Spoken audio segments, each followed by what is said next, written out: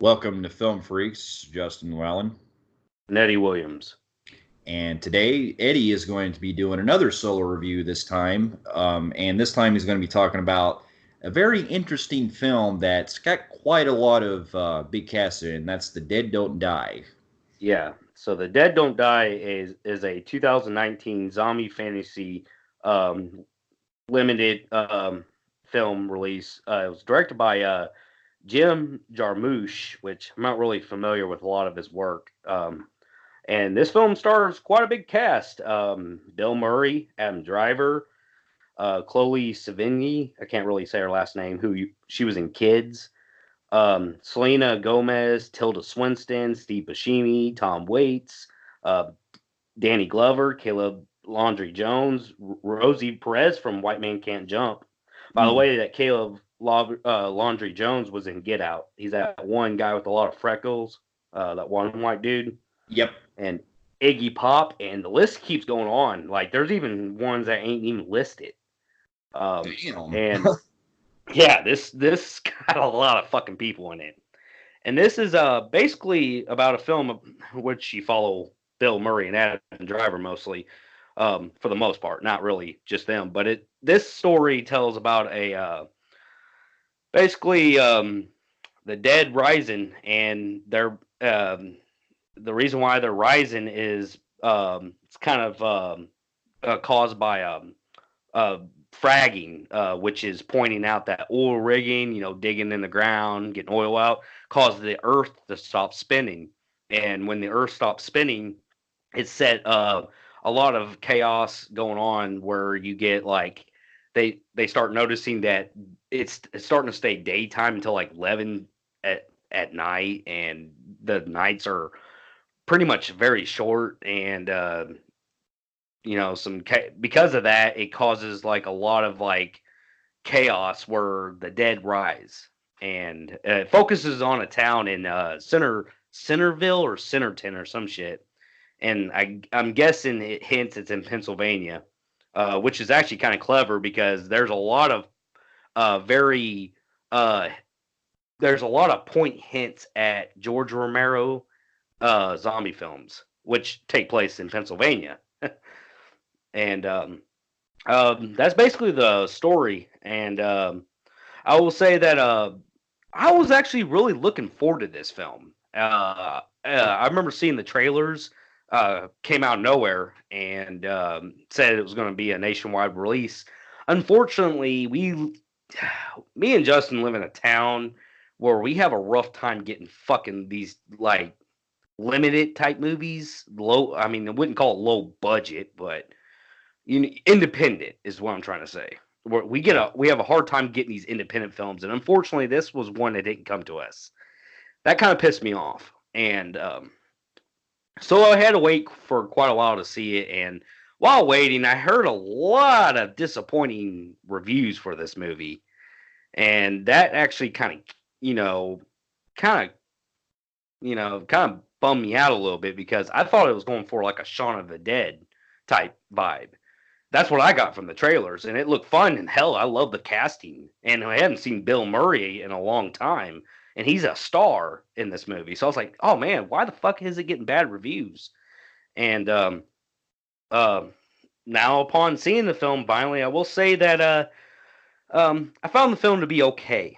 Uh, I now see the hate. Now I don't agree that it's the because a lot of people's got this in like their top 10 worst. I don't necessarily agree that it's that bad, but it's not really that good either. And I'll go into that here in a second. Uh, but now getting started with my pros. I loved Bill Murray and Adam Driver's performance. They were the highlights of this movie. These two keep the movie afloat for what it can be. You know, like it's very dry humor. A lot of it comes off kind of weird and funky. But for some reason, Bill Murray, he's like the king of dry humor, and I'm not really a big fan of dry humor, but it worked. And so some of the humor is hit and miss. Um, but I the zombie thing was kind of cool. The graphics were pretty cool. There was a lot of there's the gore's hit and miss. Like it's not really a bloody gory film, but whenever it's needed, it's pretty bloody. And there's a lot of like pushing away. Where it's kind of like happening, but they won't show it. They just show the aftermath. Yeah. Uh, but the graphics were still good. I will say that the atmosphere was pretty fucking cool looking. I love the whole like grim. It felt like I was watching an old Romero film, or kind of like a wild shot Blu-ray looking, like clear cut, where it looks real pretty. It tries to also be a grindhousey type feel, if you get what I mean. Kind of like a low budget but a high budget. It's kind of hard to explain, but I thought it worked. Um, some of the other characters, while not really rememberable, some of them were good. Like example, uh, Steve Buscemi. He was underused, by the way, which was an issue. But I did like what they were doing with him, because this is where the film goes pointing at politics a little bit. But this one didn't bother me as much on the politics, because it was, I mean, while it is kind of like it's narrative, it's not overdrawing the story. And we get to Steve Buscemi's character, who he plays a Trump supporter in this, and he wears a white the red "Make America Great Again" hat, but his says "Make America White Again."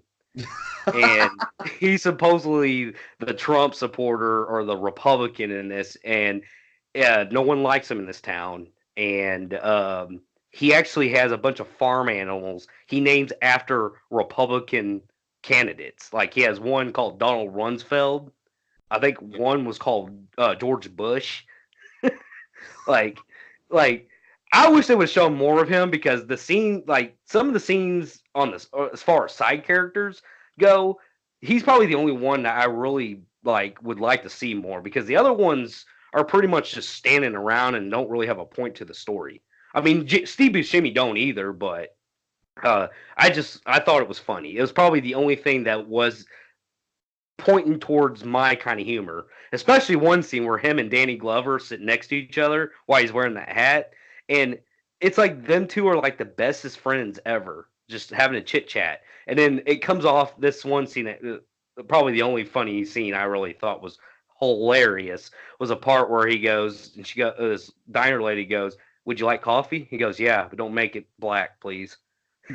Danny Glover looks at him and he goes, "No, I mean, I don't like strong black coffee because it's too strong."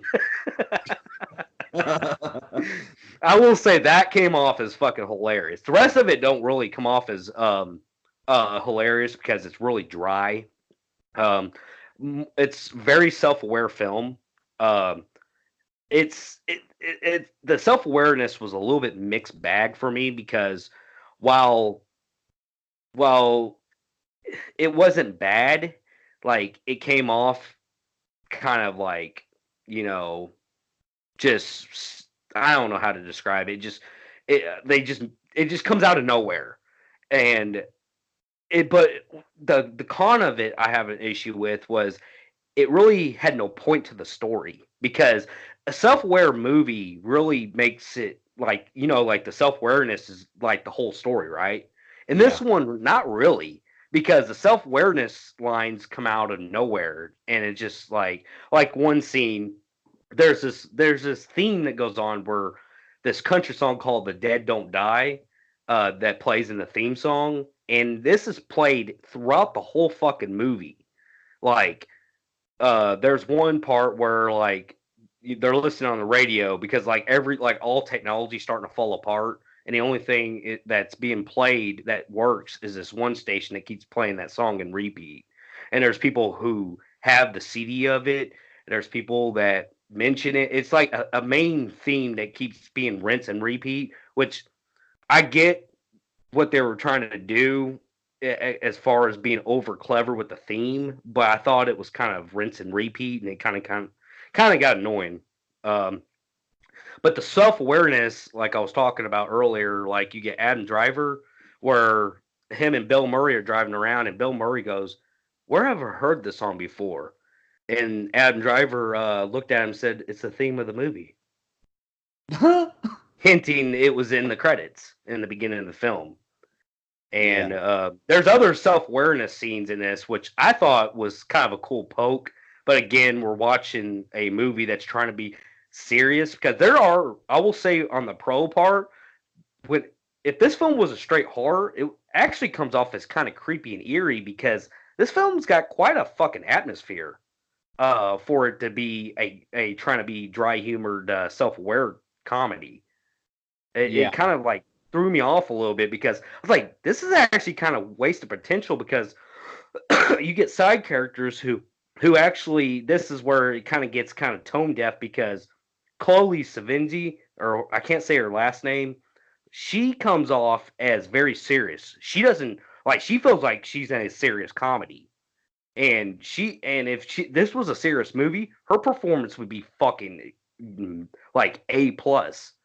But it comes off as kind of weird because this movie, while she's doing that, Bill Murray is just sitting there, just tagging along, just driving. And Bill Murray in this film, he doesn't even look like he cares about being in this movie at all. But it still comes out fucking awesome. I don't know what it is. Is it because it's Bill Murray? Because he's so good? Everybody loves Bill Murray.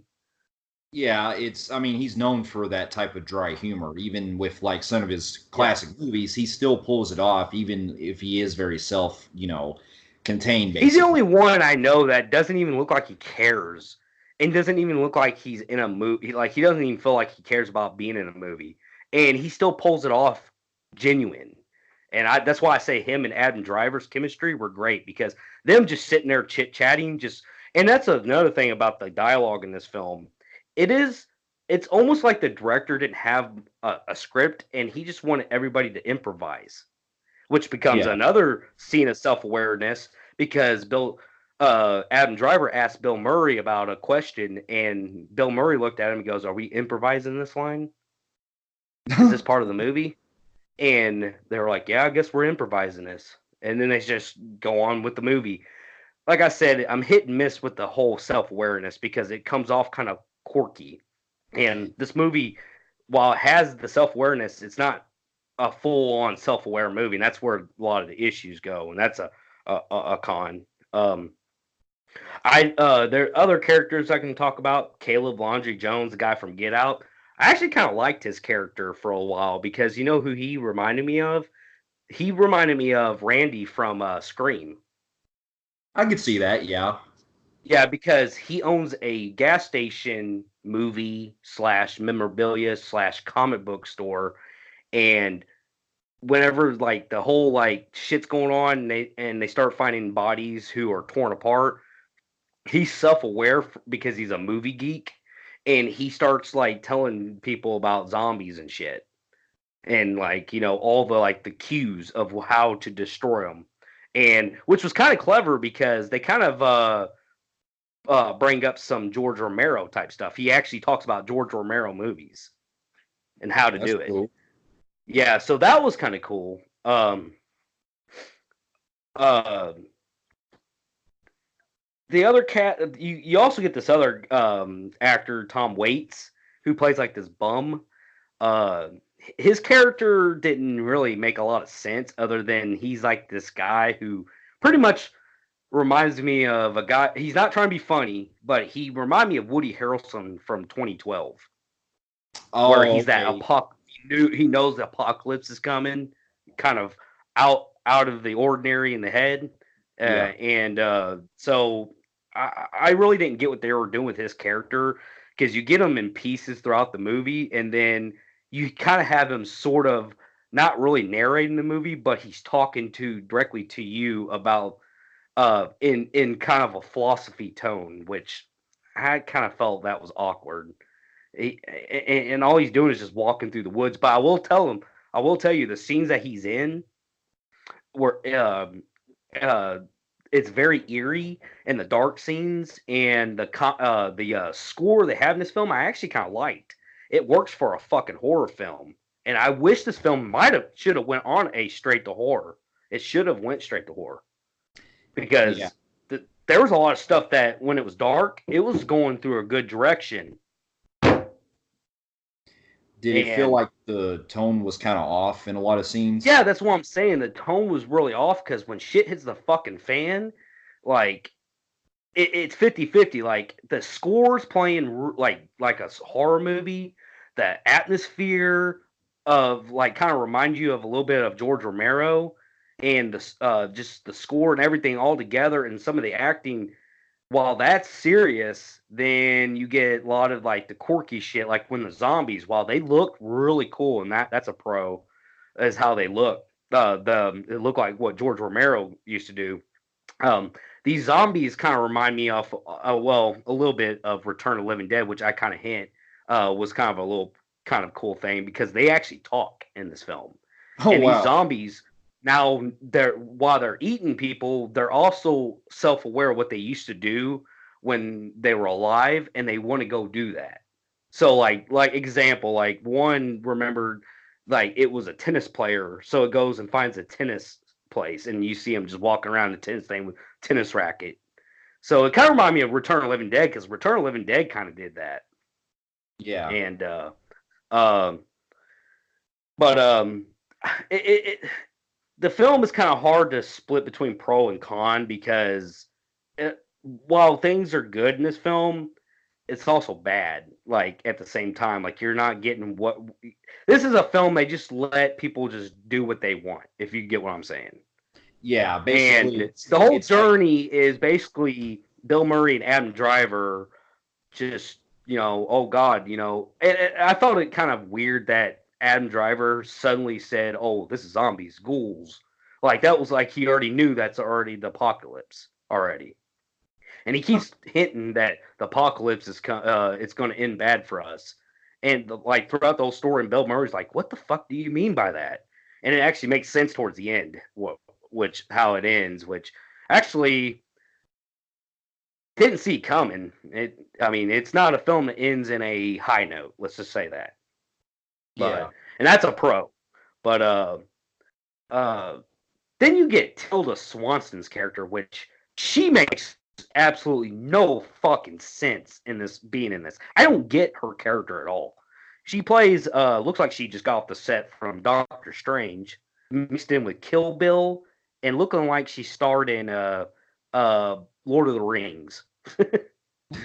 And she's this woman who has like the sword, dressed in like she was in Doctor Strange, but with a little bit of Lord of the Rings, and she plays a mortician, and her character is supposed to come out so awkward that it's fucking cringy. And if that's the intention, it worked because she was weird. Like there's a scene where she's walking on the sidewalk and she feels like she has to walk in the shape of the sidewalk, like she's a The robot. I'm like, fuck? what the fuck? And there's a weird ending with her where this film went, what the fuck is going on? This is so bizarre.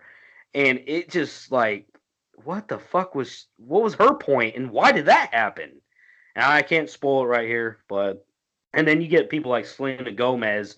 There's a scene where Selena Gomez is pretty much she was pointless. I think a lot of these characters were there for the body count, and while they show up, she's going through town and she has to stay in this town overnight because they can't they're running out of gas and they really didn't there's no gas like I mean well, there's gas but they needed a place to stay because they were been driving all day and pretty much they're stuck in this dilemma too, and her character became pointless as well because there was no direction other than a body count with her, which was weird. And there was this really weird scene where she actually seems like she's hitting on Caleb Laundry Jones, and you see the scene in the back of her hair where it sparkles. I'm like, okay. Yeah, this movie is weird, but I will tell you for the most part, it's weird, but it's so fucking watchable at times. Like I like it's so bad it's good, or some if that's how I could say it. You ever seen those type of movies? Yeah. It's like you Yeah, can't take your it's eyes like off it. yeah, it's like not good. It's not that damn bad. It's good, but it's still like watchable, like because of mainly because of Bill Murray and Adam Driver. But there's just so many people in this film. It feels very clogged up, and it's just like, what are they doing? And like I said earlier, they poke fun at politics about fragging and oil rigging causing all this, basically saying Republicans being pro oil rigging is the cause of why the Earth is done rotating. Its axles are all fucked up, and um, another thing and this was a big issue. This is probably something that I felt like was real bad, was done terribly, and this probably could have saved 15, 20 minutes of the runtime and probably would have focused on more other shit. We get introduced to these two kids at a juvenile, or not two, three kids at a juvenile detention center, and there's a lot of scenes with them where they're pretty much talking about like they're watching the news while shit's going down, and they're like, one of the kids is really like he's knowledgeable about the apocalypse and what shit's going to happen. And after the juvenile detention center gets overran by zombies, they were able to escape, and that's the last time you see these characters. That's it. Oh wow. It's like, what was the fucking point in them? Like you literally could take them out and they didn't even matter. Like they didn't even matter about the story at all. Like their purpose was nothing. It's like, why the fuck did we get like 20 minutes of runtime with them? Yeah, I got Hell, give me 20 more minutes of Bill Murray and Adam Driver. you. Oh, Yeah. there is one thing I do like to say that on the self-aware part, there was another self-aware where Tilda Swanston or is like in the like her, Bill Murray, Chloe, and Adam Driver are stuck in the police station, and they want to leave Tilda by herself to watch over the police station while they go out and look what's going on. And Tilda said to Adam Driver, "If I get into a dilemma, I'm going to need a car." So he lets her borrow his car, and she goes, You're she goes, "Oh, you're a Star Wars fanatic, aren't you?"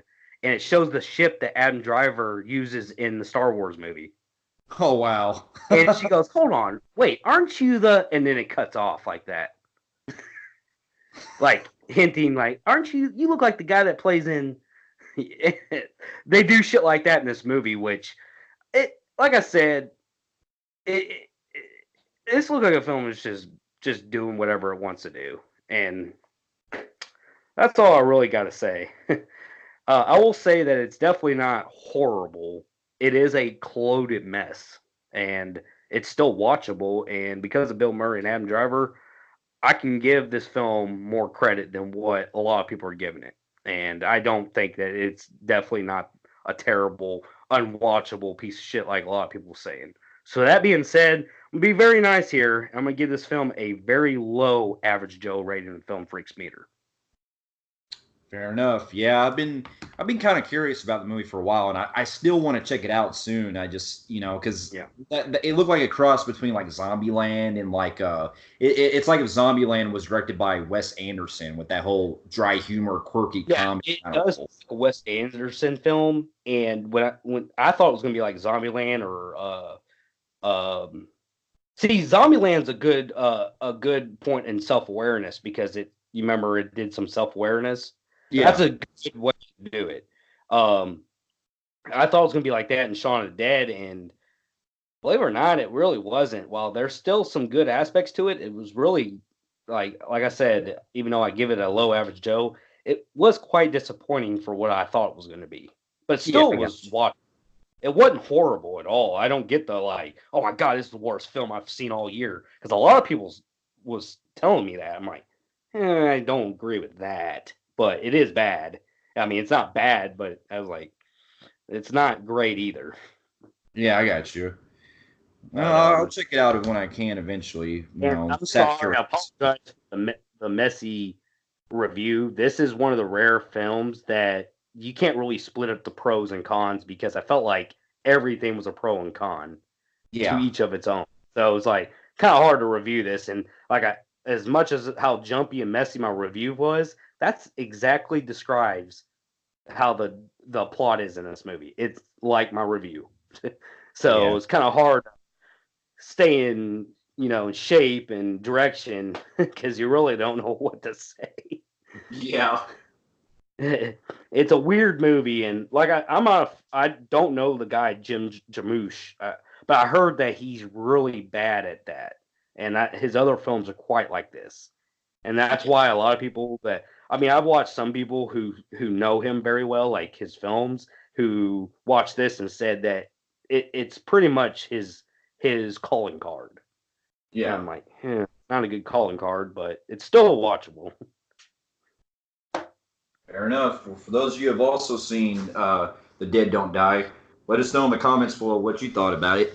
And if you like what you see here, you can feel free to like and subscribe to our channel and check out some other reviews here and our website at filmfreaks.com. We'll be seeing you in our next review. We'll see you later.